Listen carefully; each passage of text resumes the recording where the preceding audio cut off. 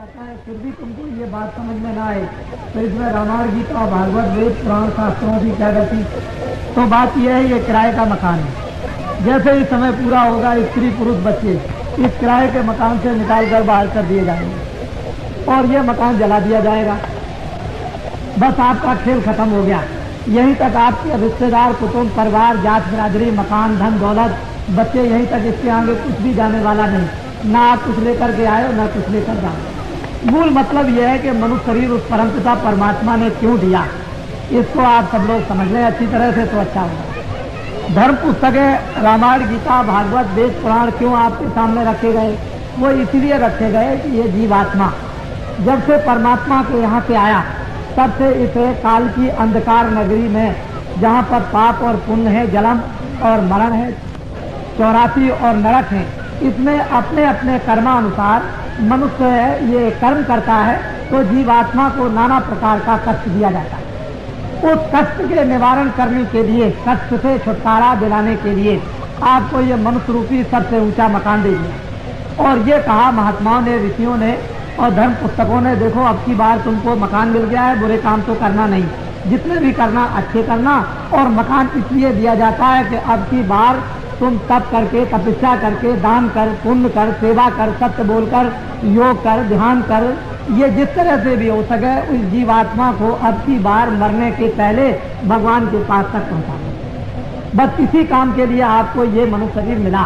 बाकी ये कहा गया था, महात्माओं ने बताया था कि शरीर की रक्षा करना, खाना भी देना, कपड़ा भी देना और इसकी देखभाल भी करना, इसमें जो जीवात्मा रहती है उसकी भी रक्षा कर लेना। तो जब जीवात्मा को इस मनुष्य शरीर के द्वारा जगा लोगे तो इसको परमात्मा के पास पहुंचा देना, यह है किराए का मकान। और अपना काम करने के बाद मकान को खाली कर देना। लेकिन हम लोगों ने अपना काम तो किया नहीं, दूसरों का ये बोझा उठाते रहे और ये कहते रहे ये सारा संसार का सामान तो मेरा है। और ऐसे ही सोच विचार में इंतजाम करते समय में वो समय पूरा हो गया और उसने कहा कि मेरे किराए के मकान को खाली कर दो। तो आप रोगे, चिल्लाओगे, घबराओगे, ट्रैक्टर बुलाओगे, वैद्य बुलाओगे, लेकिन कोई आपकी सुनेगा नहीं। मकान से निकाल कर बाहर कर दिया तो तुम्हारे लिए और तुम दूसरों के लिए रोते रह जाओगे और रोते हुए चले जाओगे। कोई किसी का नहीं, कहाँ गए कहाँ नहीं गए इसका कोई पता नहीं। जन्मना मरना, जन्मना मरना, 84 जाना, नरकों में जाना, जीवात्मा को कर्मानुसार नाना प्रकार की यातनाएं भोगनी और वहां जाकर के कोई सुनने वाला नहीं है कि हमारी कोई रक्षा भी करे, हमारे दुख को कोई सुने भी। यहाँ मनुष्य पर नाना प्रकार का कष्ट जब आता है तो कोई सुनने वाला नहीं, तो नरकों और 84 में कौन सुनेगा? ये समझने की चीज। तो वास्तव में हम लोग आत्मा का कल्याण करने के लिए, इस जीवात्मा को गति देने के लिए, इस जीवात्मा को जन्म और मरण से बचाने के लिए इस मनुष्य रूपी उत्तम मकान में हम आए थे। और महात्माओं ने इसी की याद दिलाई थी कि इनको बता दिया जाएगा कि मनुष्य रूपी मकान उत्तम बार बार नहीं मिलेगा।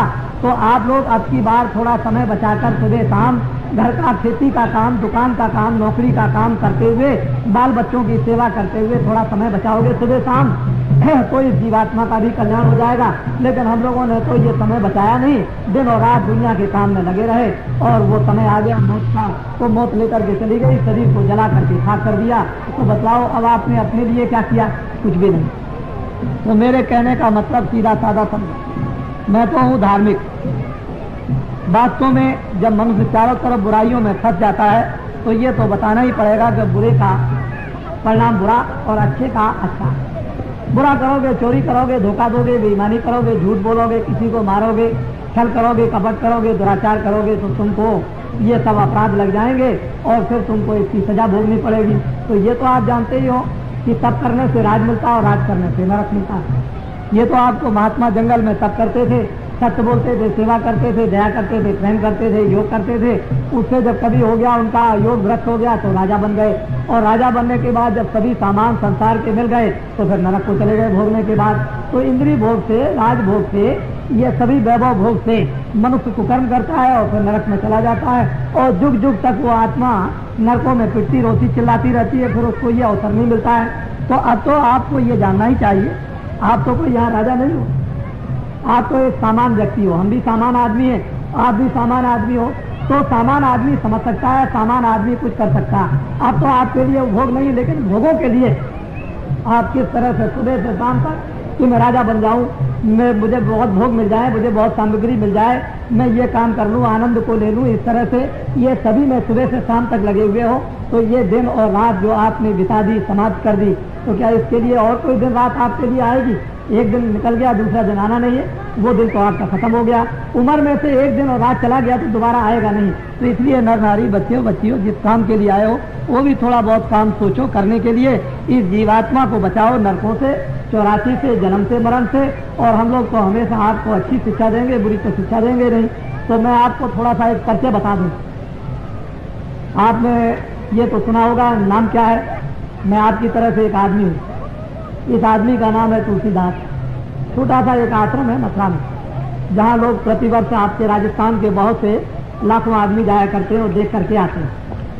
मैं धर्म का, सनातन धर्म का प्रचार करता हूँ, सनातन धर्म का मार्ग बताता हूँ और आत्म कल्याण का इनको मार्ग बता करके साधना कराता हूँ। साथ ही साथ में रामायण, गीता, भागवत, वेद, पुराण, शास्त्र, उपनिषद जो उसमें लिखा हुआ है उस शिक्षा को मानता हूँ और फिर माथे इन सब धर्म पुस्तकों को रखता हूँ। लेकिन एक बात यह है कि जय गुरुदेव नाम का प्रचार करता हूँ और जय गुरुदेव नाम उस परम पिता परमात्मा का सर्वशक्ति मानता हूँ। मैं उसका प्रचार करता हूँ। अगर आपको इससे कोई इतराज है तो मैं धर्म पुस्तकों को सामने रख दूंगा। कहीं कोई उन्होंने कुछ कह दिया, कहीं कुछ कह दिया, कहीं कुछ कह दिया। अरे हनुमान जी तो आपको यही बताते हैं कि जय जय हनुमान गोसाई कृपा करो, गुरुदेव की नहीं। गुरु ब्रह्मा गुरु विष्णु गुरुदेवा, धन धन गुरुदेव, दया सिंधु पूर्ण धरि नित्य करो तुम सेव, अचल भक्त मोह देव प्रभु। तो असल में गुरु से, वो जो गुरु सबका सर्वशक्तिमान है, तो बाबा जी उसी का प्रचार करते हैं, किसी आदमी का प्रचार नहीं। परमात्मा का प्रचार करते हैं, उसके नाम का प्रचार करते हैं। आपको तो कोई इतराज होना न चाहिए। उसी में ब्रह्म आ गया, उसी में राम आ गया, उसी में कृष्ण आ गया, सब कुछ उसी में आ जाता है, कोई चीज छूटती नहीं। जब सूरज सामने निकल आया तो उसी में चंद्रमा भी आ गया, सितारे भी आ गए और दिया भी आ गया। सूरज का प्रकाश तो बहुत बड़ा होता है और सब जगह उजाला कर देता है। तो जब आप सर्वशक्तिमान परमात्मा को मानने ही लगे तो सब उसी में आ जाते हैं। जो चले गए वो भी आ गए, जो आएंगे वो भी उसके अंदर में आ गए। तो राम भी आ गए, देवी भी आ गए, देवता भी आ गए। मतलब उसका ये कि आत्मा का कल्याण होना है, किस तरह से होना है वो तो मार्ग महात्माओं से मिलेगा। उस पर पता के चिंतन करने का, उपासना करने का, ध्यान करने का, आत्म शुद्धि करने का, मन की शुद्धि करने का, चित्त की शुद्धि करने का। जब ये पाप से पर लाभ लिए जाते हैं तो कोई न कोई अग्नि प्रकट होती है जो पापों को जला देती है। तो महात्माओं के पास में तो योग रूपी अग्नि रहा करती है जो हमारे अंदर में जला दी जाती है, तो वो पाप हमारे जल जाते हैं। तभी तो जीवात्मा निर्मल और पवित्र होगी और तभी मुक्त होगी। तो बाबा जी जय गुरुदेव नाम का प्रचार करते हैं। बाबा जी का तो नाम है नहीं जय गुरुदेव, बाबा जी का तो नाम तुलसीदास है। अब आपको ये बात तो मालूम हो ही गई कि भगवान का नाम जय गुरुदेव है और जिधर भी जाओगे उधर आपको सारे हिंदुस्तान में जय गुरुदेव नाम का आपको प्रचार मिलेगा। अगर भगवान का प्रचार नाम का ना होता तो इतनी जल्दी देश के अंदर में विकास नहीं करता और विकास लोग नहीं करते।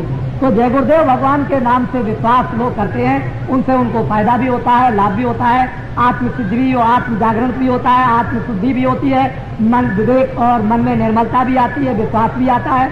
लोग उससे बहुत कुछ लौकिक और पारलौकिक लाभ उठाते हैं। तभी लोग तो किसी न किसी चीज को रखा करते हैं। अरे आदमी को अगर कहीं आराम मिल जाए तो पत्थर की चोटी पर रात को भी चला जाएगा और धूप में भी चला जाएगा और बरसात में भी, और लाभ नहीं मिलेगा तो उस चोटी पर चढ़ करके क्या करेगा। तो जब लाभ मिलता है भगवान के चिंतन से, उपासना से, उससे तो फिर लोग जो है उसको याद करते हैं कि किसी तरह से भी हमारा लौकिक शारीरिक फायदा हो, हमारा आत्म फायदा हो, परिवार का फायदा हो, देश का लाभ हो। तो हर तरह से लोग भगवान को याद करना चाहते हैं। और किसी नाम से भी परमात्मा को याद कर लो, कोई भी नाम हो जिससे आपको सुगम और साधारण हो उसी नाम से याद कर लो। लेकिन महात्मा जिस नाम से आपको भगवान को याद करा दे आप उसको कर लीजिए, लाभ उसी का होगा। तो बड़े ध्यान से आप मेरी बात को सुनो। वैसे तो यह है, मैं एक धोबी का काम करता हूँ। आपके गांव में कोई धोबी रहता है, जब गंदे कपड़े हो जाते हैं तो आप उसको दे देते हो और कहते हो देखो धोबी इस कपड़े को साफ करके ले आना। वो तो जात का एक कपड़ा धोने वाला गाँव का धोबी है।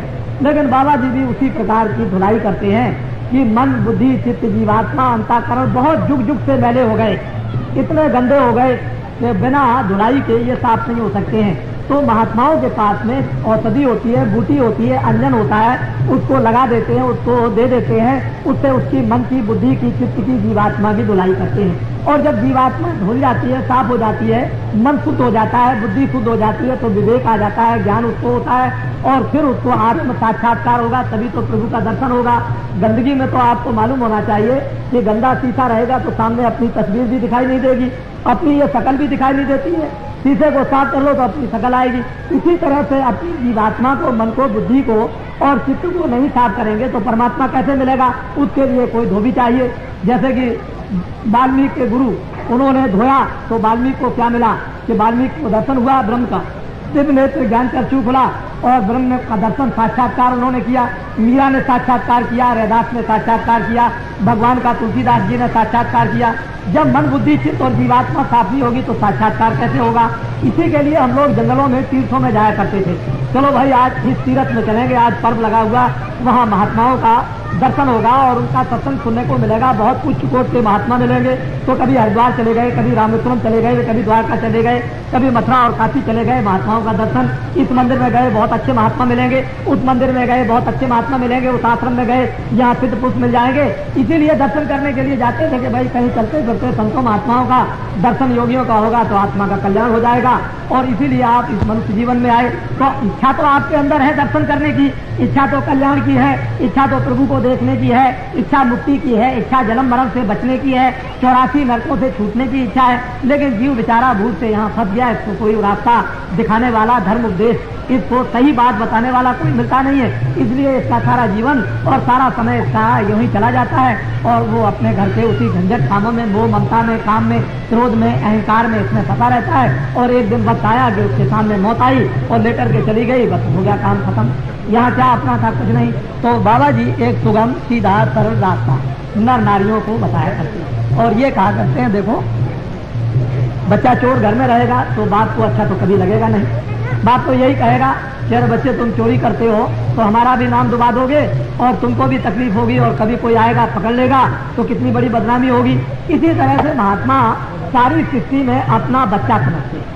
सबको कहते हैं देखो गलती मत करना, चोरी मत करना, झूठ मत बोलना, धोखा मत देना, किसी को मार मत देना, किसी का कत्ल मत कर देना, ये सब बुराइयां, शराब मत पीना, मांस को मत खाना, तुम अंडे मत खाना, ये सब खान जितने भी हैं खाने के अशुद्ध सामानों को तुम बोल रहे, इससे बुद्धि खराब हो जाएगी, चित्त हो जाएगा खराब, मन चंचल हो जाएगा, काम, क्रोध, लोभ, मोह, अहंकार जग जाएगा तो आत्मा का विनाश हो जाएगा।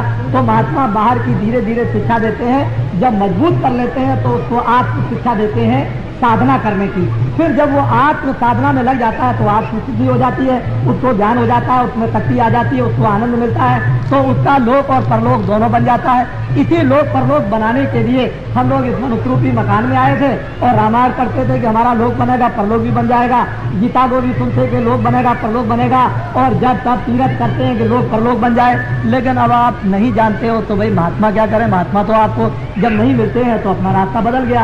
अब यह तो गलती है आपकी या महात्माओं की गलती है कि हमको आकर के उनको अपना धर्म उपदेश देना चाहिए, हमको अच्छी अच्छी बातें बताते, बुरी बातों को हमको जो हम उसमें फंसे थे छुड़ा लेते, तो आज अच्छे रास्ते पर तो जीवन हमारा सुखमयी, शांतमयी, गांव गांव में, परिवार परिवार में बन जाता, हम निरोगी हो जाते, कोई बीमारी नहीं होती, कोई लड़ाई झगड़ा नहीं होता, सब एक दूसरे के काम आते, सब में प्रेम होता और सब लोग आपस में मिलजुल करके रहते। तो ये इस तरह के संकट आपके सामने जो द्वंद्व, लड़ाई झगड़ों के हो रहे हैं वो नहीं आपके सामने आते। लेकिन आपने ये सोचा कि महात्माओं की क्या जरूरत है? महात्माओं की तो इतनी जरूरत जितनी माता पिता की जरूरत नहीं, महात्माओं की इतनी जरूरत है जितनी राजा की जरूरत नहीं, महात्माओं की तो इतनी जरूरत है कि कपड़े न पहनो तब भी काम चल जाएगा। लेकिन महात्मा मिलना चाहिए क्योंकि इससे तो सभी काम बनेंगे। इधर आपको ये भी बन जाएगा कि कैसे रहना है, कपड़े कैसे पहना है, किस काम के लिए आए हो, क्यों कपड़ा पहना जाता है, क्यों खाना खाया जाता है, मनुष्य रूपी मकान में कौन रहता है, ये सब चीजें आपको महात्माओं के द्वारा मालूम हो जाएंगी। तो अंतिम लक्ष्य तो आपको अपने कल्याण का ही प्राप्त करना है, अपने घर को ही पाना। घर छोड़ दिया, परदेश में आकर के मारे मारे फिरते हो।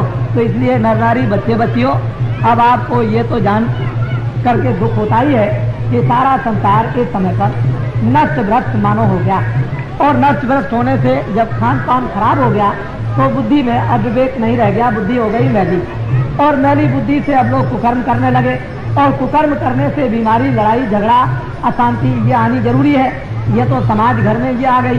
अब अगर आप इस बीमारी से जो तरह तरह की बीमारी लग गई, तरह तरह का प्लास्टिक लग गया, तरह की जहरीली हवाएं जो आ रही, इससे आप बचना चाहते हो तो रामायण में बिल्कुल साफ स्पष्ट लिखा हुआ कि जीवन के कष्ट और कलेश से यदि तुम मुक्ति पाना चाहते हो तो भगवान का भजन आपको करना होगा, ईश्वर का भजन आपको करना होगा। और कब की जो महात्मा आपको ईश्वर का भजन बता दें कि ये परमात्मा का भजन है, उसको करने लगे तो ये सब व्याधि संकट आपका दूर हो जाए और फिर आपको किस तरह की शांति, आपको किस तरह की आपको शुद्धि आप में आ जाए, कैसे आप अपने यानी आत्मा को, जीवात्मा को आप जगा सकते हो। लेकिन जब तक महात्मा नहीं मिलेंगे तब तक ये सब संकट आपके सामने आए। और आप लोग जो है जब कभी महात्माओं की बात सुनते हैं तो बुराई में लग जाते हैं। आपको क्या मिलेगा बुराई करने से, या बुराई सुनने से आपको क्या मिलेगा? दूसरे की बुराई सुनोगे, दूसरे की बुराई करोगे और सिर पर अपने पाप लगेंगे। अरे रामायण में, गीता में तो लिखा हुआ बिल्कुल स्पष्ट कि कभी दूसरे की बुराई सुनना ही नहीं, न बुराई को करना। अरे जितनी हो सके किसी की अच्छाई करो और जो हो सके किसी की भलाई करो, किसी की सेवा कर दो। तो तुम अगर हो सकता है तो सत्य बोलो, क्यों गाली किसी को देते हो? तो मनुष्य जिस काम के लिए आया और मनुष्य इतना ज्ञानवान वो काम तो करता नहीं है, अज्ञानी काम करने लगा और ऊपर से गंदगी को लादते लादते इतने दिन हो गए। इस गंदगी को दूर कौन कर सकता है? अब तो ये आप सोचना समझना चाहिए। बाहर के पानी से आप चाहते हो कि गंदगी दूर हो जाएगी, तो बाहर के पानी से तो गंदगी दूर होगी नहीं। वो तो महात्माओं के पास में निर्मल जल होता है। आत्म सिद्धि का जब निर्मल जल होता है महात्माओं के पास में, और वो जब जल छिड़का जाता है तो आत्म शुद्धि करता है और वो गंदगी को दूर कर देता है, धोकर के साफ करता है। तो ये जीवात्माएं निर्मल पवित्र इस मनुष्य रूपी मकान में होती हैं, तभी ये कृतार्थ हो सकेंगी, नहीं तो बहुत मुश्किल होगा। तो अब तो ये तरह तरह के कष्ट आपके सामने आए। तो मेरे कहने का मतलब यही कि हम तो आपको सुगम सीधा रास्ता बताएंगे ही, क्योंकि हमने यहाँ कोई जात पात का झगड़ा नहीं रखा, किसी तरह का नहीं। मुसलमान हो, हिंदू हो, छोटा हो, बड़ा हो, ब्राह्मण हो, क्षत्रिय हो, वैश्य हो, अर्जन हो, कोई किसी भी जात का हो, हमको उससे कोई मतलब नहीं। मतलब तो इससे है कि मन सोना चाहिए। जब पैदा हुए थे तो नंगे, पैदा हुए थे तो रो रहे थे, पैदा हुए थे ना पढ़े थे, ना आप कपड़ा पहन सकते थे, ना किसी को पहचान सकते थे। लेकिन जब धीरे धीरे जब बड़े हुए और बुद्धि जगी और आपको परिचय ये कराया गया सब कुछ, तो कपड़ा भी पहनने लगे, शर्म भी आने लगा, खाना भी खाने लगे और उठने भी लगे और सुनने भी लगे और बात भी करने लगे और दूसरे की इज्जत और सेवा भी करने लगे। लेकिन जब जाने का वक्त हुआ तो कपड़ा भी भूल गए, खाना भी भूल गए, उठना भी भूल गए, बोलना भी भूल गए, देखना भी भूल गए। क्यों? कि जब आए थे तो कुछ नहीं लेकर आए, न कुछ समझ लेकर आए। जब जाने लगे तो ये सब कपड़े उतार दिए, सारा संसार का ज्ञान ध्यान खत्म हो गया, सब पहचान खत्म हो गई। जब मरने लगता है तो सब पहचान खत्म, ना कुछ लेकर आए ना कुछ लेकर जाओगे, सब कुछ आपको छोड़ करके यही जाना है, इसी जगह खाली आपको जाना। ये भी मनुष्य रूपी कपड़ा उतार लिया जाएगा आपका और ऐसी अवस्था में भेज दिया जाएगा कि इसके अंदर कौन रहता था, किस तरफ से निकल करके चला गया, ये आपको कोई ज्ञान नहीं हो पाएगा। उसी को जानने के लिए ये मनुष्य रूपी कपड़ा आपको मिला है और इसमें बैठ करके आप अपने आप को जानो, अपने आप को पहचानो। पहचान लोगे महात्माओं की कृपा से, दया से, तो सारा काम और जीवन सफल बन जाएगा और जिस लिए आए थे वो काम हो गया आपका। नहीं तो ऐसे न मालूम अनेकों और करोड़ों जन्म आपने धारण किए हैं और फिर भी अभी तक काम कुछ नहीं हो सका। यही रोना रोते रहे जन्म मरण का, नरकों और 84 का। तो रास्ता तो मैं आपको बताऊंगा, इसमें तो दो संदेह नहीं। सीधा बताऊंगा, साधारण बताऊंगा, ऊंचा बताऊंगा। चारपाई पर करो, जमीन में बैठ के करो, रजाई ओढ़ के करो, कंबल ओढ़ के करो, पहले खेती करो, बाद में बच्चों की सेवा करो। जब कोई काम तुम्हारे पास ना हो तो भगवान का भजन 15 मिनट, 20 मिनट, आधा घंटा लेट करके, बैठ करके, समझ गए, पैर लटका करके जैसे भी बन जाए वैसे कर लो तो काम तुम्हारा ये बन जाए चलते चलाते। नहीं तो आगे बड़ी मार पड़ेगी और नरकों की अग्नि में वहां जब जलाए जाओगे तो कोई बचाने वाला नहीं होगा, काटे जाओगे तो कोई बचाने वाला नहीं होगा, सड़ाए जाओगे तो कोई बचाने वाला नहीं होगा, भूख प्यास लगेगी तो कोई देने वाला नहीं मिलेगा। वहाँ इतनी यातनाएं जमदूत सिपाही देते हैं कि वहाँ हाहाकार जीवात्माएं करती है, रोते चिल्लाते रहते हैं और ये रोज घटनाएं देखने को मिलती हैं। जब तुमको वो ज्ञान मिलेगा, जब तुमको ज्ञान चक्षु मिलेगा, जब दिव्य नेत्र तुमको मिलेगा, जब तुम्हारा खुल जाएगा और मनुष्य रूपी मकान में बैठ करके जब देखोगे कि जीवात्माएं कैसे निकाली जाती हैं और कैसे डाली जाती हैं और कहाँ इनका हिसाब होता है, न्याय इनका कहाँ होता, कौन इनको मारता है, किस तरह से मारता है, कहाँ इनको जलाता है, तो आदमी कांपता है और डरता है। और पुस्तकों में फिर महात्माओं ने लिखा कि हे जीवो, हे मनुष्यों, ये ऐसी दुर्गत आत्माओं की होती है, तुम बुरे कामों को अब करना छोड़ दो, अभी तक जो कुछ किया तो किया। अभी तक तो आपने सब कुछ कर लिया जो कुछ करना था, यानी इन 27 वर्षों में जितने भी बुरे से बुरे काम करने थे आपने सब किए, उससे तो आपने हार मानी नहीं। लेकिन मिला आपको क्या, ये सोच लो। 27 वर्षों में ये सोचा था कि महात्मा की जरूरत नहीं, रामायण की जरूरत नहीं, धर्म की जरूरत नहीं, प्रेम की जरूरत नहीं, सत्य की जरूरत नहीं, सेवा की जरूरत नहीं, माता पिता के सेवा की जरूरत नहीं, बड़ों की इज्जत की जरूरत नहीं। आपने इन सब बंधनों को जो सामाजिक थे, घर के थे, परिवार और मनुष्य के थे, उन सबको तोड़ दिया। सोचने लगे चलो भाई अब बंधन तोड़ करके बाहर निकल जाएंगे, गीता रामायण का क्या बंधन महात्माओं का और देवताओं का, तो चलो बड़ा आनंद मिल जाएगा। आपने सब कुछ किया और करने के बाद आपको मिला क्या, ये आपको सोचना है। तो मैं आपको एक छोटा सा किस्सा बताता हूँ, वो सुने। स्त्री पुरुष सभी। एक महात्मा जी थे, आपके गांव में आए। महात्माओं को लोग क्यों पकड़ते हैं, ये समझने की बात। जब आप सब तरह से थक जाते हो, हार जाते हो, रोते चिल्लाते हो और कोई भी रास्ता आपके दुख दूर होने का नहीं होता है, तो अंत में लोग महात्मा को पकड़ते हैं कि महाराज अब तो दया दृष्टि कीजिए, अब कृपा कर दीजिए। तब फिर महात्मा होते हैं द्रवित, वो दूसरों के दुखों को देख करके फौरन पिघल जाते हैं और कहते हैं भाई इसके ऊपर तो दया होनी चाहिए, इसके दुख दूर हो जाए। तो महात्मा ऐसे ही चले जा रहे थे। रास्ते में जब सभी नर नारी बड़े दुखी थे तो महात्मा जी को पकड़ा। महात्मा जी आप कहाँ जा रहे हैं, आप कहाँ जा रहे हैं, आप कहाँ जा रहे हैं, जरा हमारी बात तो दुखी सुन लीजिए। तो महात्मा जी खड़े हो गए। चले बेटा क्या है, क्या लगे, बड़ा संकट है, बड़ा कष्ट है, बड़ी बीमारी आई हुई है, खाना नहीं मिलता है, लड़ाई झगड़ा होता है, सब उत्पात हो रहे, कोई किसी की सुनने वाला नहीं। अरे बच्चे तुमने तो अपना रास्ता कर्म धर्म का छोड़ दिया तो तकलीफ तो तुमको मिलेगी ही, तुमको आराम कहाँ मिलेगा। इसलिए बच्चा तुम अपने कर्म धर्म में लग जाओ तो तुम्हारा ये संकट और दुख दूर हो जाएगा। कह लगे अच्छा महाराज हमको बतलाइए हम कर्म धर्म में कैसे लगे। तो उनको सबको बुला करके बैठा दिया और कहा देखो बच्चा, अगर तुम सुख चाहते हो तो तुम कितने दिन में सुख चाहते हो। कह लगे महाराज हम तो आज ही सुख चाहते हैं। अरे बच्चा एक दिन में तो तुमने पाप किया नहीं। अरे चोरी करने में भी तुमको 2 घंटे 4 घंटे लगे होंगे, रात भर किसी गांव में गए होगे तो रात भर जगे होगे और वहां से आए होगे, उसमें भी तुमको 2-4-6 घंटे लग गए होंगे। तो 1 मिनट में तो काम नहीं। तो हमारे पास में आओ 15 दिन तक आओ, आकर के सुनो और हम तुम्हारे कष्टों को दूर करेंगे। तो सब के सब स्त्री पुरुष आए। महात्मा जी ने रामायण दी और रामायण को सुनाया और गीता को सुनाया और धर्म उपदेश किया और उनसे कहा देखो बच्चों तुम्हारी समझ में आया। कह लगे महाराज बहुत कुछ समझ में आया। तो तुम्हारे अंदर में कुछ प्रेम आया। कह लगे महाराज बहुत अच्छा प्रेम। क्या प्रेम आया। कह लगे हमको घर अच्छा नहीं लगता, हमको खेती अच्छी नहीं लगती, हमको बच्चे नहीं अच्छे लगते। कह लगे अच्छा तुमको ये अच्छा नहीं लगता है। कहा महाराज ये अच्छा नहीं लगता तो क्या अच्छा लगता है कि साधु महात्मा का दर्शन हो और हमको सत्संग सुनने को मिले। तो और तुमने क्या आया। कह लगे महाराज अब हम पहले तो बड़े क्रोधित हो जाते थे, तो अब क्रोध नहीं आता है और काम भी नहीं आता है और लोभ भी नहीं आता है और वो भी नहीं आता है। तो अच्छा बच्चा एक काम करो कि जरा आंखें तो बंद करके बैठो। और आंख बंद करके जब बैठे तो सामने परमात्मा का एक दीपक जलता हुआ, जैसे मंदिर में दीपक जलता है उजाला होता है, ऐसे ही मनुष्य रूपी मंदिर में एक दीपक जलता हुआ दिखाई दिया। लोग बड़े प्रसन्न हुए। महाराज उजाला हो गया, प्रकाश हो गया, एकदम से अंधेरा दूर हो गया। कह लगे अरे बच्चा इसी को तो कहते हैं अज्ञान का। अज्ञान की रात्रि को खत्म करो और ज्ञान के दीपक को एक मनुष्य रूपी मकान में जलाओ। जैसे मीरा ने जलाया था, कबीर ने जलाया, तुलसीदास ने जलाया, इसी तरह से तो इस दीपक इस मनुष्य रूपी मंदिर में दीपक जल रहा जो तुमने बुझा दिया, जिसके बुझने से काम क्रोध लोभ मोह अहंकार ये तमाम तृष्णाएं विषय वासनाएं तुम में आ गई। अब तो तुमको मालूम हुआ उसमें कितनी बड़ी मस्ती है। चले गए अरे महाराज हमको क्या पता था, आप पहले से मिल जाते तो इतने कष्ट हम क्यों उठाते। चलो ठीक है अब तो तुम मिल गए, कम से कम अब रोज आया करो।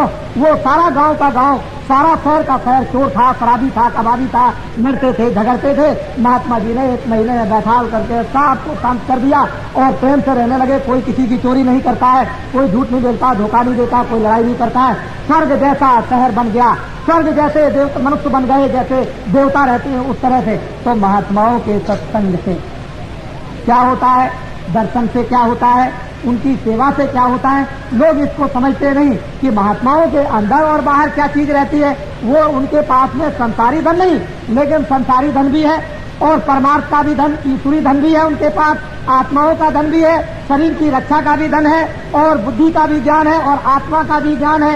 ये सब कुछ धन उनके पास लोग परलोक के रहते हैं। जब लोग उनके पास जाते हैं तो सब कुछ चीजें प्राप्त करते हैं और जब उनको चीजें प्राप्त होती हैं तो शरीर भी प्रसन्न हो गया, शरीर भी निरोगी हो गया, तो शरीर जब निरोगी रहेगा तो भगवान का भी भजन होगा, शरीर रोगी रहेगा तो भगवान का भी भजन नहीं।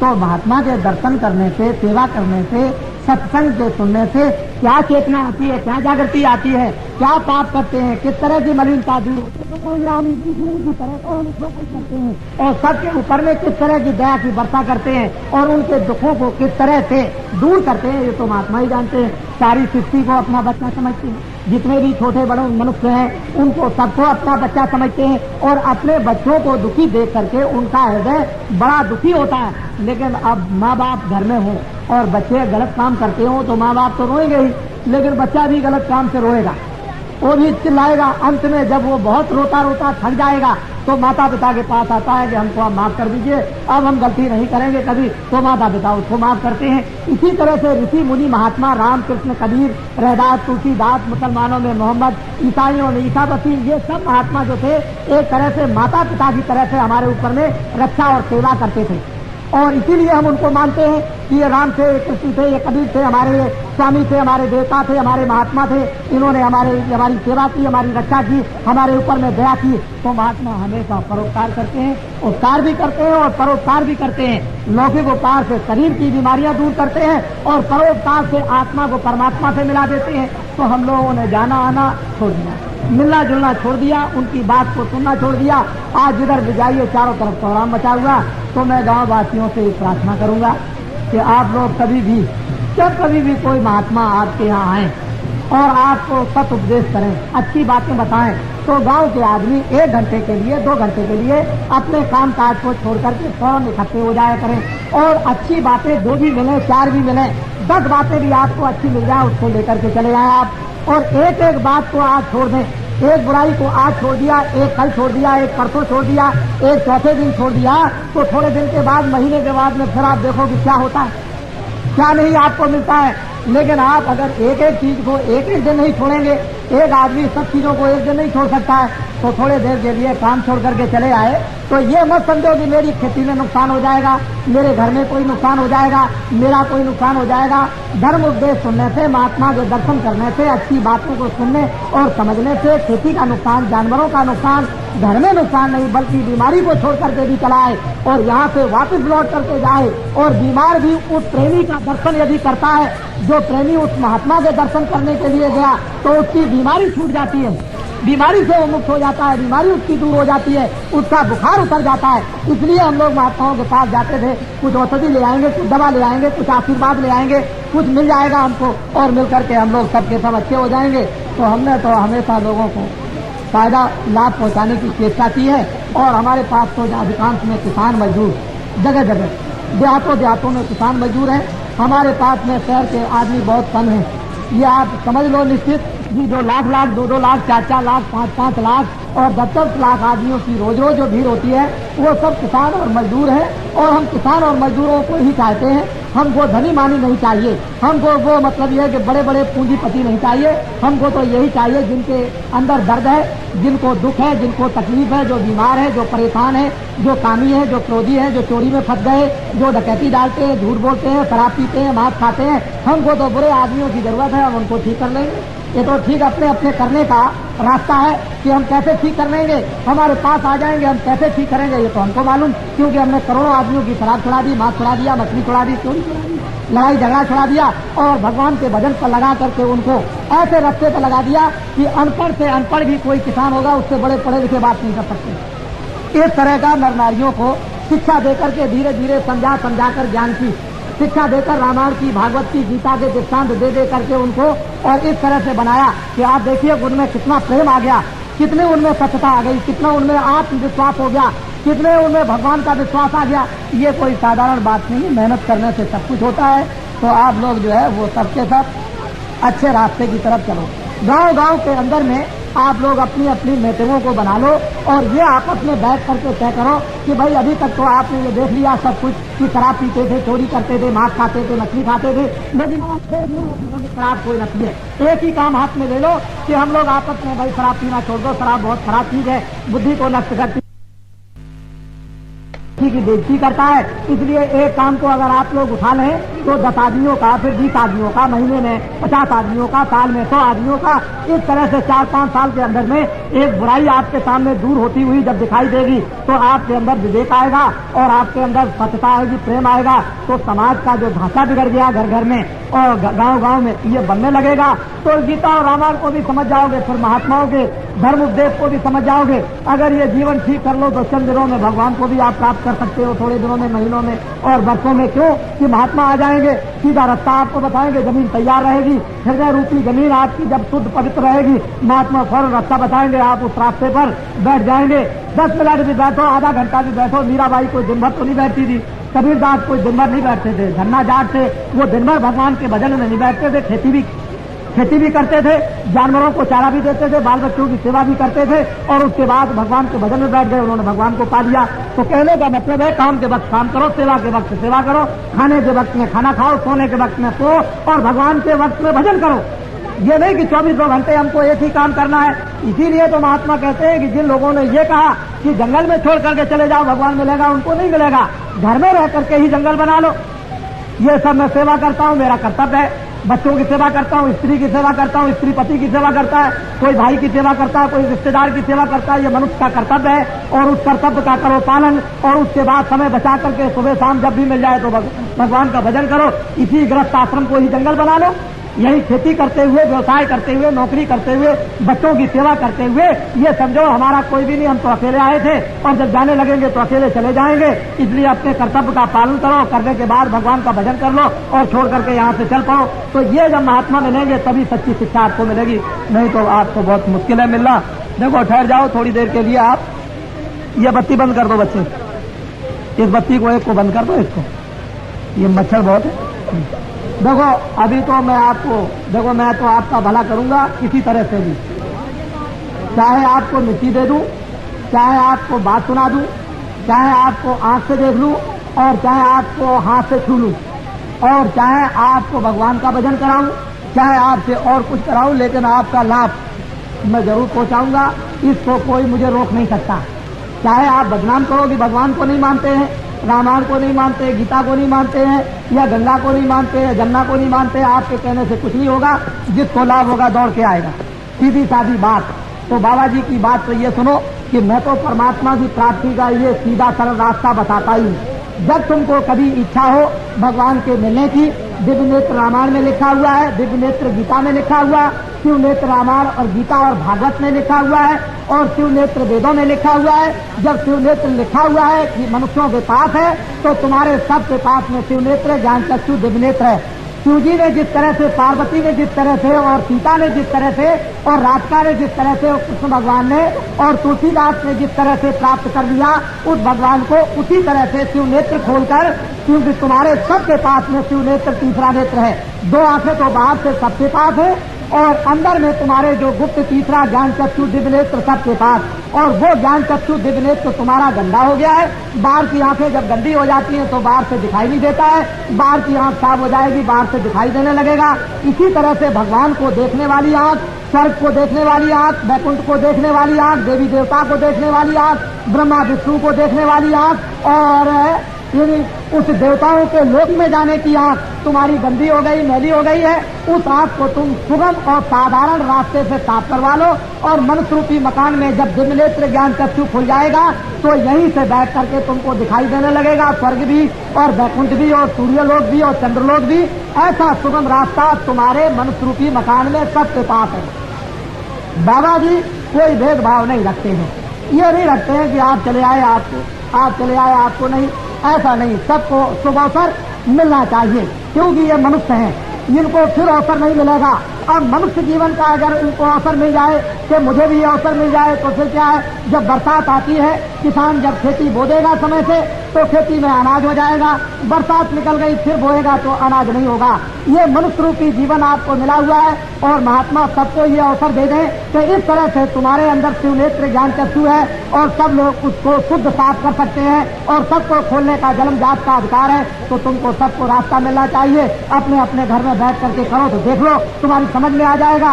जब तुम्हारे अंदर बुझा हुआ दीपक जलेगा, आंख खुल जाएगी, तो अपने आप ज्ञान का प्रकाश आपके सामने आएगा, आनंद आएगा, शक्ति आएगी, प्रेम आएगा, भंडार खुलेगा, दुनिया के दुख और दर्द तुम्हारे दूर होंगे। तो ऐसा सुगम और सीधा रास्ता तो बाबा जी बताते हैं। और आपको जब कभी इच्छा हो तो जय गुरुदेव नाम का प्रचार करते हैं हिंदुस्तान में, आप चले आइएगा और ये कहिएगा कि मैं भगवान के रास्ते पर चलकर उस परमात्मा को अपने ज्ञान चक्षु दिव्य नेत्र के द्वारा देखना चाहता हूँ। तो बाबा जी आपको सुगम सीधा रास्ता बताएंगे। तो देने लेने की बात कुछ भी नहीं है। और अपने घर में बैठकर ये जरूर है कि जब कभी पास में सत्संग हो तो सत्संग को सुनने के लिए समूह आ जाए, या उस गांव से आपके इस गांव में आ जाएं, या यहाँ से सामौद चले जाएं। पास में कभी सत्संग हो तो वहाँ पर जाना चाहिए, क्योंकि रामायण भी यही कहती है कि हे केवट तुम जाओ, ये तो भजन करने का रास्ता है, मैं तुमको रास्ता बताता हूँ और घर में जाके भजन करना, लेकिन हमारा दर्शन करने के लिए और दर्शन देने के लिए अयोध्या में जरूर आना।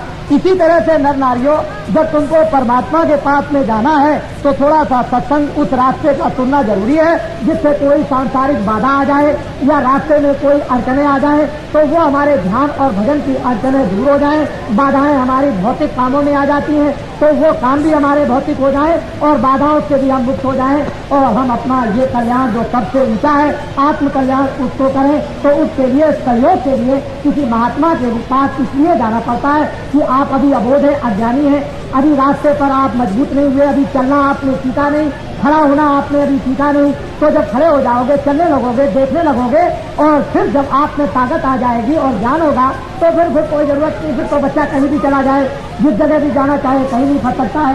लेकिन जिसमें ताकत नहीं होगी गिर जाएगा, जिसमें ज्ञान नहीं होगा फंस जाएगा, जो रात में कहीं न कहीं उलझ जाएगा, उसके सामने और रात्रि को दिखा देंगे और सबसे आपको होता है ध्यान के सामने आता है थोड़ा रहेगा। लेकिन 10 मिनट 15 मिनट आधा घंटा घर में बैठकर थोड़ा बहुत भगवान का भजन किया करो।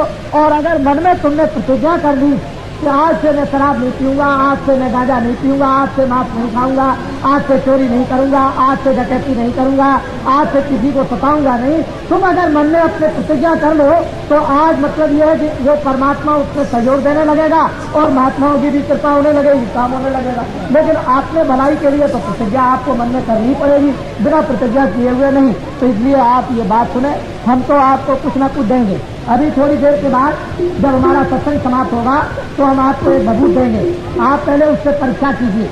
जब भभूत से आपको परीक्षा होगी तो बाबा जी की भभूत से 1 आने हमको लाभ हुआ, 2 आने लाभ हुआ, कोई कहेगा 4 आने लाभ हुआ, कोई कहेगा 8 आने लाभ हुआ, कोई कहेगा 10 आने लाभ हुआ। ये तो आपको शारीरिक लाभ होगा, लेकिन आत्मिक लाभ तो आपको भजन करने से होगा।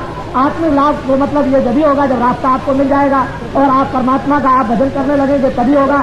और ये जो बाहर के लाभ हैं, जैसे डॉक्टर जब बीमारी लेकर जाते हो तो दवा दे दिया, अच्छे हो गए, लेकिन फिर बीमार पड़ोगे तो फिर आपको दवा खानी, फिर आप बीमार पड़ोगे, फिर दवा खानी, फिर अच्छे हो जाओगे, फिर बीमार पड़ोगे।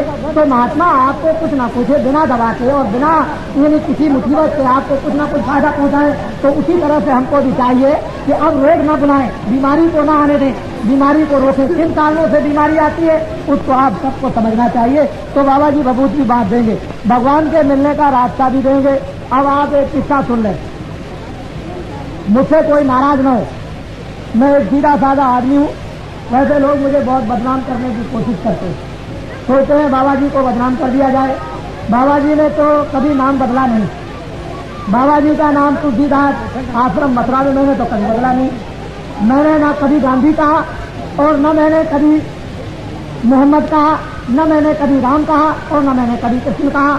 मैं न भगवान बनता हूँ और न मैं महात्मा बनता हूँ, मैं तो आपका सेवक हूँ और बराबर सब जगह यही कहता रहता हूँ कि धोबी का काम करता हूँ। और धोबी की सेवा सबसे छोटी होती है और वो गंदे कपड़े को साफ किया करता है और गंदा कपड़ा साफ करके दे देगा, तुमको प्रसन्नता होगी। तो बाबा जी भी इसी तरह से मन बुद्धि चित्त को धो करके जीवात्मा को धोते हैं, साफ करके देते हैं, फिर आप प्रसन्न होते हो, फायदा आपका होता है, आनंद आपको मिलता है, शांति आपको मिलती है, ज्ञान आपको मिलता है, शक्ति आपको मिलती है।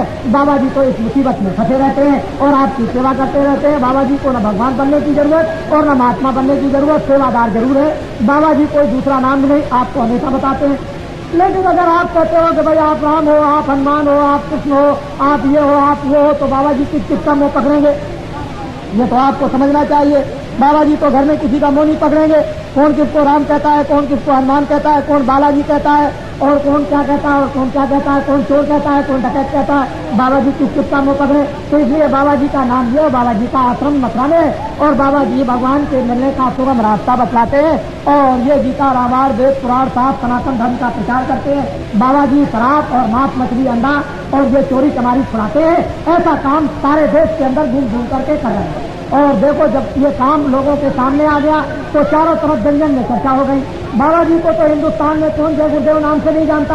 आप कहीं भी जाए, काशी में जाओ, द्वारका में जाओ, बंबई में जाओ, आप इधर चले जाओ, कश्मीर की तरफ चले जाओ, आप पूरब में कलकत्ते में जाओ, चारों तरफ जय गुरुदेव नाम से बाबा जी को जानते हैं। बाबा जी को जब जय गुरुदेव नाम से जानते हैं तो बाबा जी को और क्या करना। आप जिधर जाएंगे गांव गांव में, आपके यहाँ देखिए चाहे सारे राजस्थान में किसी तरफ भी चले जाइए, बच्चे बच्चे जानते हैं जय गुरुदेव नाम से, सब लोग जानते हैं। जब पहुंच जाएंगे तो मैं उनको देखूंगा, दर्शन करूंगा, और बाबा जी का वो दर्शन करेंगे। मैं उनको कुछ लाभ पहुंचाऊंगा, उनके पास कुछ रखा होगा मुझे दे देंगे, मेरे पास कुछ होगा मैं उनको दे दूंगा। उनके पास क्या बुराई होगी, गंदगी होगी, मैं उनकी गंदगी को साफ करूंगा। मेरे पास अच्छाई होगी तो मैं उनको अच्छाई दूंगा। एक सीधी सादी बात। इसलिए बदनाम करने की बहुत चेष्टा करते हैं, लेकिन बाबा जी बदनाम नहीं हो सकते हैं। बाबा जी को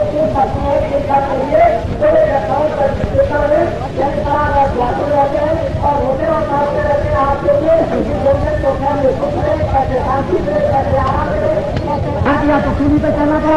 और ये तो आपको मालूम है कि जब ऋषियों मुनियों ने बतलाया था कि कंस तुम्हारे पापों का घड़ा भर गया है तो तुम्हारी बहन से एक ऐसा पुत्र पैदा होगा जो तुमको मारेगा, तो कंस ने अपने बहन भाई को जेल में बंद कर दिया और कृष्ण भगवान का जन्म तो जेल में हुआ था। ये तो आपको मालूम होना चाहिए। तो असली बात तो यह है कि जब ऐसे ऐसे देवताओं के लिए ऐसे कष्ट आए जिनको हम मंदिर बना करके पूजते हैं, जिनकी रामायण और गीता को हम पढ़ते हैं, उन लोगों को इतना कष्ट आया, तो अगर ऐसे समय पर हम लोगों को कष्ट आ जाए तो क्या बड़ी बात है। तो कष्ट को झेलेंगे, जो भी कष्ट आएगा इस दुख को दूर करने के लिए, कष्टों को दूर करने के लिए, और धर्म को लाने के लिए, कर्म को लाने के लिए, और सत्य को लाने के लिए, और आत्म कल्याण के लिए जो भी कष्ट आएगा उस कष्ट को सहन करेंगे। उस कष्ट के लिए महात्माओं का तो वेशभूषा होता ही है। इसलिए आपको ये बात बड़ी समझनी चाहिए कि महात्मा किसके लिए होते हैं, आपके लिए। अगर आपको छोड़कर चले जाएं तो पहाड़िया की चोटी बैठ जाए, उनको क्या जरूरत है।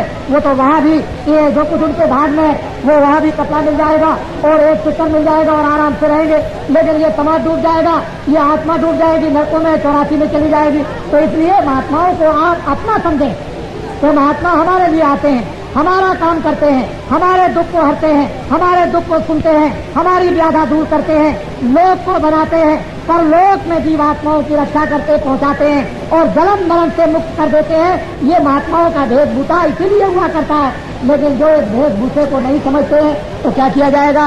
तो इसलिए आप हमको तो आप अपना समझें, और मैं तो आपको अपना समझता ही हूँ कि आप सब मेरे ही हो।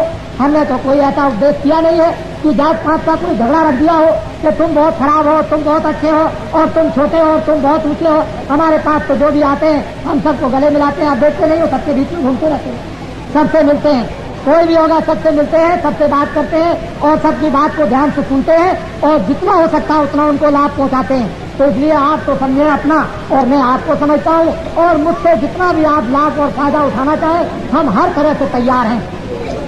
लेकिन ये जरूर पूछूंगा, और कभी समय आएगा पूछने का तो ये जरूर पूछूंगा कि आपको हमसे क्या चाहिए, हमसे आप क्या चाहते हैं, कौन सी चीज ऐसी चाहते हैं, कौन मदद लेना चाहते हैं, किस तरह की सेवा आप हमसे चाहते हैं, किस तरह का काम हमसे चाहते हैं। हम जो भी काम चाहेंगे सब करने के लिए तैयार हैं। लेकिन जन जन को, जब महात्माओं ने आवाज को उठाया है तो जन जन को स्थिति देखना चाहा, और हम ये चाहते हैं सारी सृष्टि स्वर्ग जैसी हो, सारी सृष्टि में स्वर्ग जैसा सुख हो, भरपूर वस्तुएं हो, सस्ती वस्तुएं हो, सबके चरित्र हो, सब में प्रेम हो, सब में सदाचार हो, सब लोग भगवान को याद करें, सब लोग भगवान का स्मरण करें, सब लोग निरोगी हो जाएं और सब लोग सुंदर हो जाएं। कोई अंधा, कोई लंगड़ा, कोई लूला, कोई बहरा न हो, सबसे सब अच्छे हो, इस तरह की कामना आपके लिए उस भगवान से करते रहते हैं। और ऐसा ही वातावरण बन रहा है कि एक समय आएगा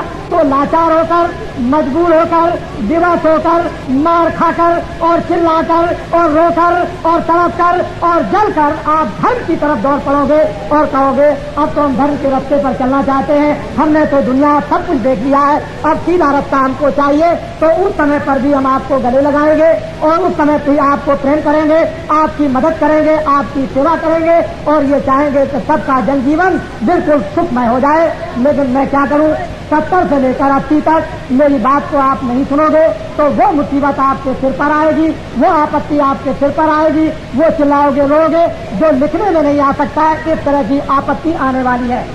हमने 70 से और 80 तक, 81 के अंदर तक आपको बताया। आप ये चाहते हो बाबा जी कल बदल दे, बाबा जी आज बदल दे, बाबा जी 1 घंटे में बदल दे। बोझा लगा हुआ है सिर के ऊपर, कपड़ा सब गंदा हो गया है, उसको न तुम 1 दिन धो सकते हो न 2 दिन धो सकता है। इसलिए जो पाप करते करते करते करते जो रोम रोम और रग रग आपने नीचे से लेकर ऊपर तक गंदा कर दिया है और कहते हो 1 दिन में बदल दीजिए, 1 घंटे में बदल दीजिए, 1 घंटे में सुखी कर दीजिए, 1 घंटे में शांति कर और 1 घंटे के अंदर में आत्म कल्याण और आत्मज्ञान दे दीजिए, 1 घंटे में मुक्ति दे दीजिए और मोक्ष दे दीजिए, बच्चा हो तो जाएगा। लेकिन तुम बर्दाश्त नहीं कर सकते हो, इसलिए थोड़ा समय तो लगेगा ही। लेकिन 70 से और 80 तक का जो पाठ पढ़ाया वो इसीलिए पाठ पढ़ाया जाता है कि सारी दुनिया के अंदर में एक जन जागरण हो गया धर्म पर चलने के लिए और कर्म को लाने के लिए और सत्य पर और बुराई को छोड़ने के लिए एक अंदर जागरण तो हुआ। मालपुरा से एक आदमी ने आकर के होली पर, मैं मार्च के महीने में होली में 22 तारीख को आपके जयपुर में आ गया था। आपको आश्चर्य होगा कि मैं 20 तारीख को मथुरा में था, एक दिन रह करके और 22 तारीख को आपके जयपुर में आ गया मार्च में, और 22 से लेकर के मैं 28 तक अपने यानी आपके जयपुर में रहा और 29 तारीख को रात को मैं मथुरा पहुंच गया और मैं बराबर मथुरा ही में हूँ। कल मैं रात को फिर वापस जयपुर आ गया। तो आपको ये जानना चाहिए, ये समझ लेना चाहिए कि बाबा जी किस तरह से मेहनत और परिश्रम आपके लिए करते हैं, लेकिन आप उसको नहीं समझ सके तो मैं इसके लिए क्या करूंगा, क्या आपको समझा सकूंगा। तो बड़ी सीधी सादी बात को उसको सुनने की चेष्टा करें कि बाबा जी चारों तरफ हिंदुस्तान में इस तरह से धर्म का प्रचार कर रहे हैं, धर्म का प्रचार कर रहे हैं कि एक ढंढोरा पिट गया। और बाबा जी से किसी को डरना नहीं चाहिए, क्योंकि बाबा जी सबके हित के लिए काम कर रहे हैं, सबके कल्याण के लिए सोच रहे हैं, सबकी भलाई के लिए, सबकी सुख समृद्धि के लिए। लेकिन बाबा जी से आपको डर क्यों है? असली डर यह है कि बीमारी आपको आ गई, बाबा जी दवा देते हैं, आप अपनी बीमारी के दुख से रोने लगते हो और बाबा जी को गाली देने लगते हो कि बाबा जी हमारे यानी छेड़छाड़ करते हैं। तो मवाद आपको हो गया और बाबा जी चाहते हैं कि जरा सा इसका मवाद खोल दिया जाए तो निकल जाए, रात को आराम से सो जाए। लेकिन उस मवाद से आप तड़पते हो और बाबा जी को गाली देने लगते हो कि मेरे मवाद को छूना नहीं, अगर तुमने छू लिया तो मेरे दुश्मन हो। महात्मा जानते हैं कि इसका मवाद निकल जाएगा और ये रात को आराम से सोएगा, कोई तकलीफ नहीं होगी। तो ये दुनिया में जन जन में मवाद आ गया और महात्मा हमेशा इसको निकालना चाहते हैं। जैसे ही मवाद निकला और सबको नींद आ जाएगी और दूसरे दिन मलाद पट्टी बांधी जाएगी और 2-4 दिन में फिर ठीक हो जाएंगे, आराम से सोएंगे और रहने लगेंगे मिलजुल कर प्रेम के साथ में, सब ज्यादा इनकी कट जाएगी। तब आपकी समझ में आएगा कि महात्मा कितना परिश्रम करते हैं, कितनी मेहनत करते हैं। तो ये सब के सब बेचारे बीमार और परेशान और दुखी बैठे हुए हैं और ये कुछ न कुछ लेने के लिए आए। तो बाबा जी को वो भी देने दीजिए और घबराने की कोई बात नहीं है, समय आने पर सब कुछ समझ में आएगा। देखो देखो नर नारियों, फिर कान खोल कर सुनो, अभी महंगाई और आएगी, कपड़े महंगे होंगे। हम कुछ नहीं जानते कि अभी कपड़े का भाव क्या है, इतना जरूर जान सकते हैं कि पिछले महीने में कपड़े का भाव 2 गुना ज्यादा हो गया। वो मोटा कपड़ा आप खरीदते होंगे, मैं भी सुनता हूँ, 2 गुना हो गया ज्यादा कपड़ा। जितना कपड़ा आज की तारीख तक महंगा हो गया, अभी और महंगा होगा। पहले समझ लें आप, आज कोई भी चीज सस्ती हो गई हो फसल पर, चाहे चने सस्ते हो गए, चाहे गेहूं सस्ते हो गए, चाहे मटर सस्ता हो गई, चाहे तेल सस्ता हो गया, जो कुछ भी फसल पर सस्ता हो गया वो तो किसानों का लेने के लिए सस्ता हो गया। जब किसान दे देगा, उसके घर से जब निकल जाएगा तो उसके बाद में फिर महंगा दूना हो जाएगा। समझ लो आप, किसान मेहनत करते हैं, किसान सुबह शाम जलते हैं, किसान सुबह शाम गलते हैं, ये सारी मेहनत देश के अंदर किसान करते हैं। 90% सारे देश के अंदर में किसान मजदूर और मेहनत करने वाले हैं और इन्हीं से सब कुछ वसूल किया जाता है। यही सुबह शाम में बाल बच्चों के खेती में बाल बच्चों के पहाड़ में बाल बच्चों के हर जगह ये लगे रहते हैं, खून पसीना बहाते रहते हैं और इनके दुख और दर्द को कोई नहीं सुनता, कोई सुनने वाला नहीं। राजा के राज में उस समय पर अगर कोई सताता था और किसान चला गया, सरकार हमको तो आपका अधिकारी और सिपाही सता रहा, फौरन बुलाया और उसके साथ क्या करते थे वो तो आपको मालूम। लेकिन इस समय पर लोग सताए जा रहे, कोई सुनने वाला नहीं, कोई पूछने वाला नहीं, कोई न्याय करने वाला नहीं और कोई रक्षा करने वाला नहीं। न जान की कोई रक्षा करने वाला, न माल की कोई रक्षा करने वाला, न बच्चों की रक्षा करने वाला, न स्त्रियों की रक्षा करने वाला, न जानवरों की कोई रक्षा करने वाला, न धर्म को कोई लाने वाला, न धर्म की कोई रक्षा करने वाला, किसी तरह की कोई भी इस समय पर नहीं।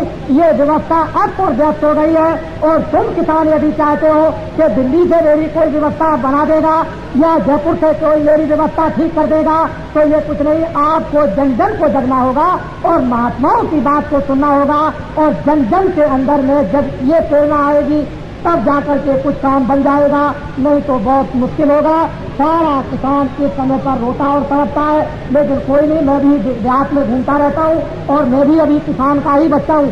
अभी मथुरा आश्रम पर आपके राजस्थान के देख करके आए, रात और दिन जग कर और रात और दिन लग करके यानी अनाज उठा करके और रख करके 500 मन अनाज उठा करके और रख करके रात और दिन लग करके आया और अभी और छोड़ आया हूँ, जो कि लोग पीछे से अपना उठाते रहेंगे।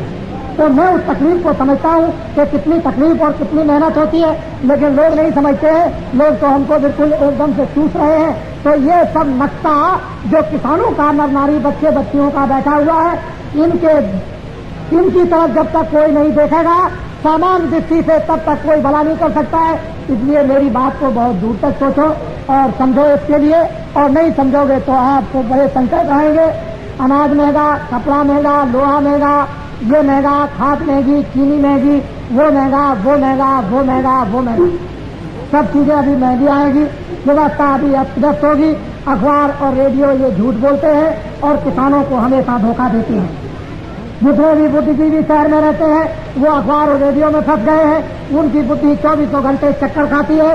किसानों के दुख और दर्द की बात को वो भी नहीं सुन पाते हैं और किसान बेचारे क्या करें, ये सुबह से शाम तक अपने बाल बच्चों के पालन पोषण करने के लिए किस तरह से मेहनत करता रहता है, इसे फुर्सत मिलती नहीं है। तो इसलिए अखबार और रेडियो की बात तो यानी 15 आने क्या, मैं तो 17 आने झूठी समझता हूँ। और जब तक अखबार और रेडियो की बात को आप झूठी नहीं समझोगे, जब तक आपके सामने गरीबी दूर करने का नक्शा सामने नहीं आएगा, सस्ती का नक्शा जब तक सामने नहीं आएगा, जब बाजार में जाओगे सस्ती जब तक चीजें आपको नहीं मिलेगी, जब तक आपके ये कष्ट दूर नहीं होंगे, तब तक विश्वास करने की क्या जरूरत है आपको आपके सामने। और ये सब कुछ आपसे वसूल किया जाएगा। सब कुछ ये देता लेता रहता है, लेकिन ये बेचारा क्या करे, इतना भोला होता है, इतनी मेहनत करता है, इतनी मशक्कत करता है, लेकिन दुनिया के सब लोग इसी को ठगा करते हैं। चाहे वहाँ बाजार में ठग लें, चाहे यहाँ ठग लें, हर तरह से ये रोता चिल्लाता रहता है इसके कर्म में यही है और हम आपके कर्म बनाना चाहते हैं, आप अपने कर्मों को बिगाड़ना चाहते हो। तो अभी पिछले किए हुए कर्म का हाल तो यह है, और बिगड़ जाएगा मनुष्य शरीर पाकर तो और बुरी हालत हो जाएगी और तुम्हारी जीवात्मा का हनन और पतन हो जाएगा। तो वहाँ रोते और चिल्लाते रहोगे, कौन सुनेगा। तो बाबा जी तो इसी दुख में आपके कर्म बनाना भी चाहते हैं और जीवात्मा की रक्षा भी करना चाहते हैं और जीवन भी सुखी चाहते हैं, हर तरह से लौकिक और पारलौकिक। तो इसलिए बाबा जी की बात को सुनो। और हमसे आपको कोई स्वार्थ तो है नहीं, हम तो आपसे कुछ चाहते नहीं है, न हमको कोई मंत्री बनना है और न हमको कोई राष्ट्रपति बनना है। हमको तो ये धोबी की सेवा करना है और भगवान का रास्ता बताकर मनुष्य रूपी मकान में मरने से पहले इस जीवात्मा को भगवान की तरफ ले चलना और जन्म मरण से बचाना, यही काम करना। असली काम तो बाबा जी का यह है। तो मेरी बातों को बड़े ध्यान से सुनो और नहीं सुनोगे तो बाद में मानना पड़ेगा आपको, क्योंकि 70 से 80 तक जो कुछ भी बाबा जी कहेंगे वो सब कुछ होने वाला है, न होने वाली कोई बात नहीं होगी। और 70 से और अभी जो कुछ भी हमने 74 तक कहा वो सब कुछ देखने को मिला है लोगों को, और आगे जो कुछ भी आगे तक के लिए कह रहे हैं वो सब कुछ आपको देखने को मिलेगा। बाबा जी की एक बात झूठी नहीं है, इसलिए मेरी निवेदन प्रार्थना है कि हम भारतवासी हैं, हमको कोई विदेश से एक नया पैसा नहीं देता, लेकिन लोग क्या कहेंगे कि वो तो विदेश से पाते हैं, एक नया पैसा कोई भी विदेश का आदमी मुझको नहीं देता है। ये सब इंतजाम यही किसान खून पसीना बहा करके यही सब गरीब करते हैं, यही लाउडी स्पीकर ले आए तो इन्होंने ही ये मंच लगा दिया और इन्होंने पर्चे छाप कर न मालूम किस तरह आपको संदेशा देकर के ले आए। बाबा जी ने इनको एक नया पैसा नहीं दिया। बाबा जी न तो विदेशी है न विदेश से पैसा ले आते हैं, बाबा जी देसी हैं, यही धर्म का प्रचार करते हैं और यहीं पर चरित्र सदाचार की शिक्षा देते हैं, यहीं पर आत्माओं के जागरण का सत्मार्ग बताते हैं। बाबा जी विदेशी नहीं है और बाबा जी को कुछ चाहिए भी नहीं। बाबा जी तो चाहते हैं कि कोई भी ऐसा आदमी पैदा हो जाए जो इन सबको सुखी जीवन कर दे, इनकी चीजें सस्ती कर दे और इनको सब चीजें मिलने लगे, ये आराम से रहने लगे, न्याय कोई इनको देने लगे, रक्षा इनकी करने लगे, सब लोग दिन में कमाए शाम को रखे, कोई चोरी चमारी न करे, कोई लूटपाट न करे, झूठे मुकदमे न चलाए। बाबा जी तो इस तरह का जीवन सबके लिए चाहते हैं। इनमें से तुम्हारा कोई बच्चा निकल आए और ऐसा काम तुम्हारी सेवा का चाहे कुछ भी बन करके करे, बाबा जी तो ये कामना तुम्हारे बच्चों से चाहते हैं। बाबा जी तो और कुछ चाहते नहीं। इसी शिक्षा को देख देख करके तमाम लोग घबरा रहे कि बाबा जी ने तो ये बहुत बड़ा इन किसान मजदूरों का एक संगठन कर दिया है और इनमें विवेक और विचार पैदा कर दिया है और न मालूम क्या चीज भर देते हैं और किस तरह से जगा देते हैं। तो ये तो अब किसान जाने, ये मजदूर जाने, दुखी जाने कि इनको क्या मिलता है तो इनको मालूम होगा, और बाबा जी को पता है कि इनको क्या देते हैं, इनको मालूम कि मुझे क्या मिलता है तो ये जानते हैं। जिसको किसी को कुछ मिलेगा अपने आप कुछ ना कुछ समझेगा, नहीं किसी को मिलेगा तो क्यों कोई समझेगा। अरे बिना फायदे की दुनिया क्यों दूर से चल के आती है, कुछ ना कुछ तो उसको मिलता ही है। तो सीधी सादी बातें हैं, इसलिए आगे समय बड़ा खराब आ रहा। मैं इतना ही आपसे अनुरोध करूंगा, देखो सभी संस्थाओं के लोग यहाँ पर बैठे होंगे, मैं तो एक धार्मिक आदमी हूँ, लेकिन आपको एक सलाह देता हूँ कि परिवर्तन होना चाहिए। सभी संस्थाओं के लोग सबके सब जितनी भारत में संस्थाएं हैं, धार्मिक संस्थाओं के लोग एक हो जाओ, क्योंकि उसकी अब जरूरत है। इनका अन्न, इनका पानी, आप लोग मंदिर बनाकर, आश्रम बनाकर इन किसानों का आप पानी और अनाज खाते हो, तो अब जंगल में रहने की जरूरत महात्मा और धर्म लोगों की नहीं। अब आओ इनके बीच में, इनकी इनकी आपत्ति आई हुई, इनके ऊपर अन्याय हो रहा, इनके ऊपर दुख का पहाड़ टूट गया, ये आकर इनके बीच में आकर के सुनो समझो और इनको एक रास्ता दिखाओ। ये धर्म लोग महात्मा आचार्यों की बात राजनीतिक लोगों के लिए यह है कि सब राजनीतिक लोग सोचें और विचार करें और विरोधी जितने भी हैं ये तो सब के सब एक हो जाए, शासन करने वालों को एक तरफ कर दे और विरोधी हो जाए एक तरफ। बड़े ध्यान से, जब रोटी देने की, कपड़ा देने की, काम देने की, न्याय करने की, रक्षा करने की, सस्ती लाने की और टैक्स कम करने की जब बात सब करते हो तो विरोधी जितने भी हैं ये सब के सब एक हो जाए। बाबा जी इस तरह का जन और जागरण करेंगे और आपको एक रास्ता बताएंगे, एक रास्ता आपको सुझाएंगे कि विरोधी एक हो जाए, शासन करने वाले एक हो जाए। और हम किसानों और मजदूरों से अनुरोध करेंगे कि 27 वर्षों में इतना कष्ट किसान और मजदूरों पर आया है, तो अब की बार परिवर्तन करो और दूसरों को एक मौका, एक समय दो सेवा करने का, जो चरित्रमान और सदाचारी है। और वो कौन, तो 50% तो तुम्हारे 20 और 30 बरस के जो बच्चे हो उनको आप आने दीजिए। 30% जो 35 साल के ऊपर के बुढ़े हो उनको आप ले आइए और 20% धर्माचार्य जो काशी में हो या गया में, हरिद्वार में या आपके गांव में कोई महात्मा अच्छे हो उनको आने दीजिए। अगर ऐसे वीरों को और ऐसे अच्छे लोग और धर्माचार्यों को आप लोग मौका देंगे तो एक परिवर्तन आपके सामने सुख का, आराम का, चैन का और शांति का और न्याय का और रक्षा का आएगा और शक्ति का। तो एक जमाना बदलेगा और जमाना बदलने के लिए हम सब लोग ये सोच रहे कि रात तो भगवान जमीन को